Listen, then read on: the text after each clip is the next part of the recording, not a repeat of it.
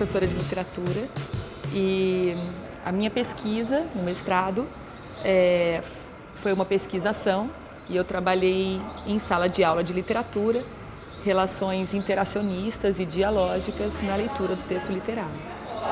Até o ensino fundamental, vocês são leitores dos textos paradidáticos propostos pelas professoras de língua portuguesa.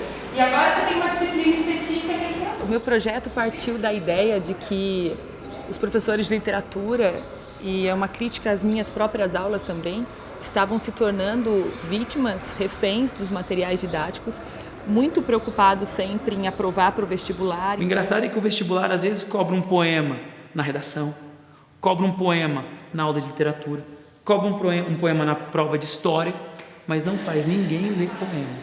Isso que o Gabriel falou é muito interessante, porque leitor de poesia é pessoa culta, então a Raquel lê porque ela é estudiosa. E aí ela é estudiosa, ela curte um livro de poesia. A partir disso, eu propus uma metodologia, um olhar para o ensino de literatura que compreendesse a imagem que os alunos tinham do leitor do texto literário e que a partir disso trabalhasse o texto e o que os alunos tinham para dizer a respeito dele. O asfalto do prédio tem gosto de lote. E por quê, Bruno? Porque acima de tudo é uma flor, não vai deixar de ser uma flor. Só porque ela é feia, ela não tem uma boa aparência. Só que a literatura na escola, você não está ensinando, muitas vezes você tem que perder muito tempo não ensinando a pessoa a ler, mas ensinando a pessoa a entender um processo histórico, né? Ou a entender, que é legal, é importante para compreender o texto, mas não partir do processo histórico para entender o texto, mas do texto partir para o processo histórico. Né? O menino tem que conquistar o aprendizado porque é gostoso aprender. Não porque fui obrigado a fazer, professor me obrigou, senão me dá 0. Meu pai me põe de castigo. Não é assim. Não é assim, você não obriga. Agora está na hora de assistir televisão, viu? Você não fala isso, a criança assiste televisão para se divertir. Então por que é chato eu aprender alguma coisa que vai me fazer compreender melhor o mundo, que vai me engrandecer? Eu consegui fazer uma autocrítica e perceber que as minhas aulas também, muitas vezes, eram aulas voltadas para a história, para os tempos históricos e para a teoria literária, mais que para o texto literário, que deve ser o protagonista, né, no momento em que você apresenta para o aluno, junto com o aluno. O texto literário é polissêmico por natureza, o que não significa que ele tenha todos os sentidos, mas ele tem sentidos e leituras possíveis que podem ser exploradas por um olhar adolescente.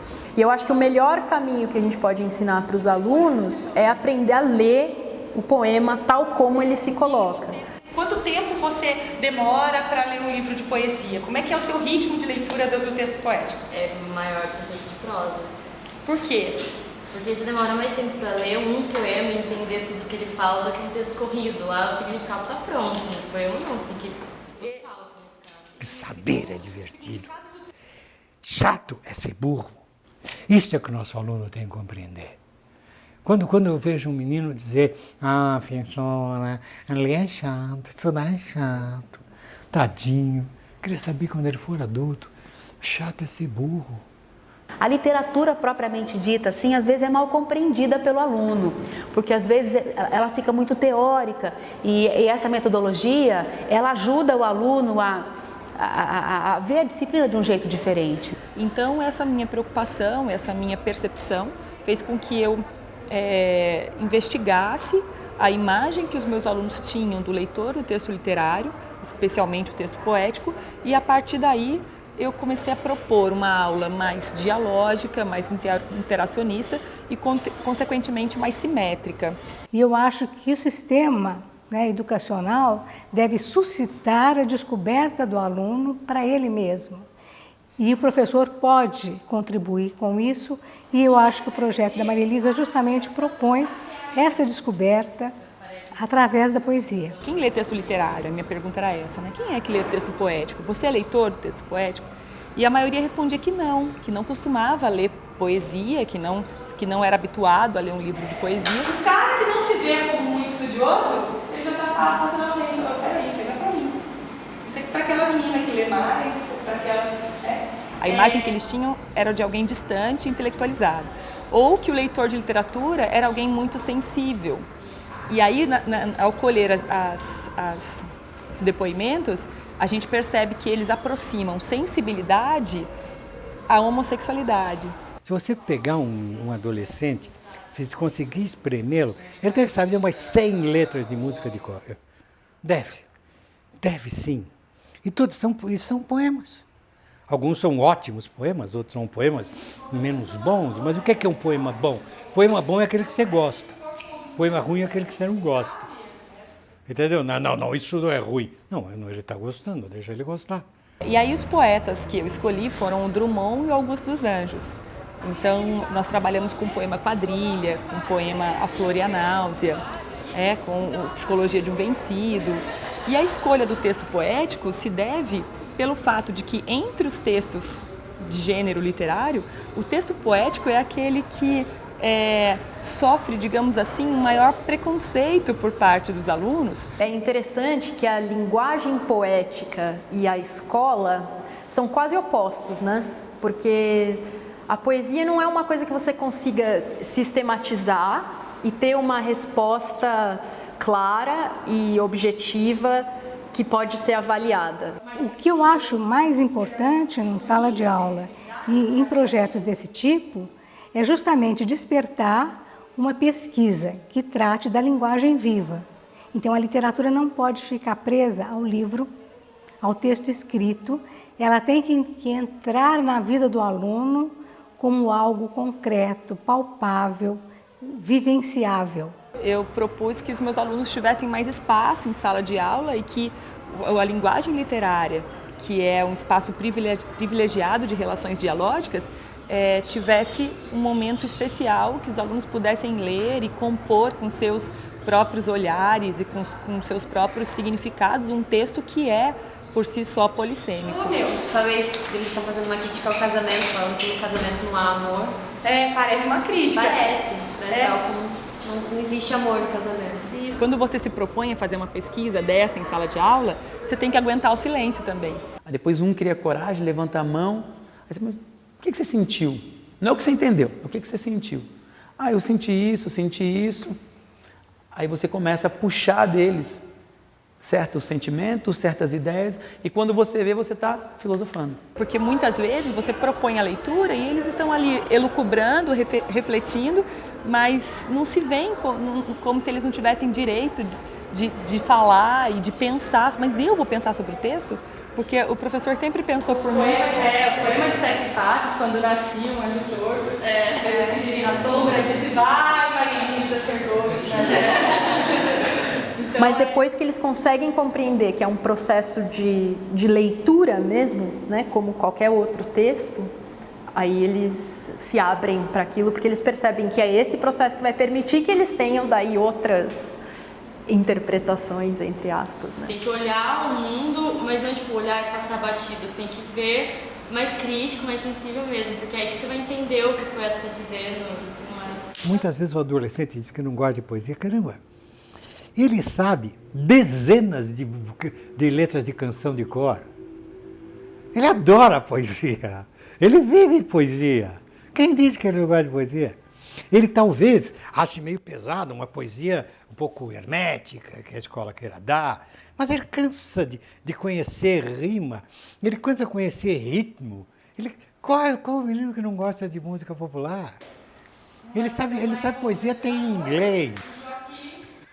Tá? É claro que ele gosta de poesia, ele só não sabe disso.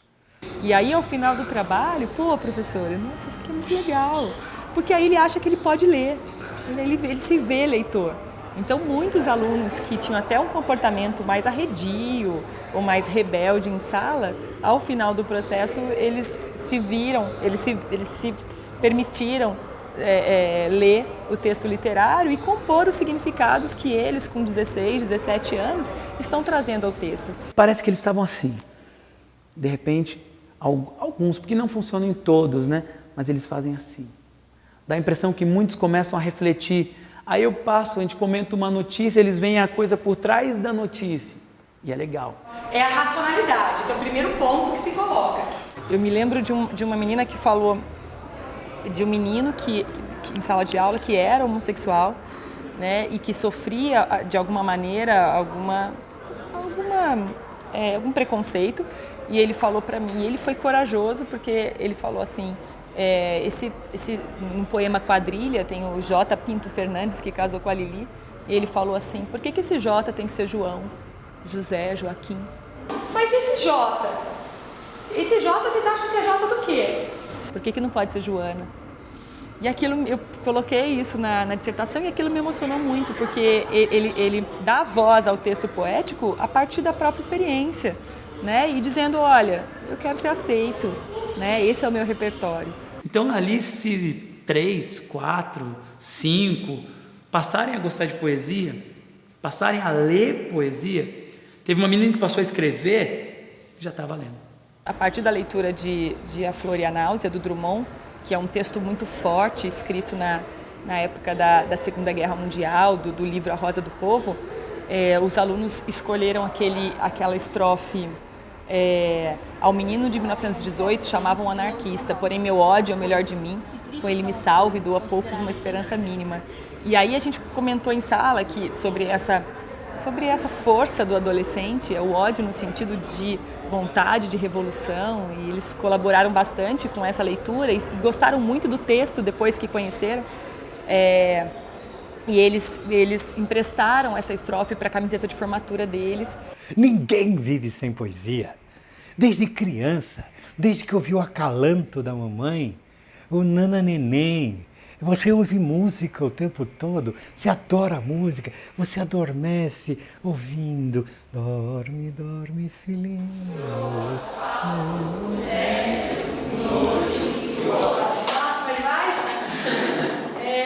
A ideia que eu deixo do meu trabalho é para que os professores tentem aliar as novas mídias à leitura do texto literário em sala de aula, por acreditar na sua proposta e por acreditar que o texto literário, belo por natureza, mimes da nossa cultura e da nossa sociedade, pode despertar no aluno um interesse maior e pode principalmente humanizar. Uma flor nasceu na rua, passem de longe bondes, ônibus, rios de ácido tráfego. Uma flor, ainda desbotada, rompe o asfalto, ilude a polícia. Paralisem os negócios, garanto que uma flor nasceu. É feia, mas é uma flor. Furou o asfalto, o tédio, o nojo e o ódio.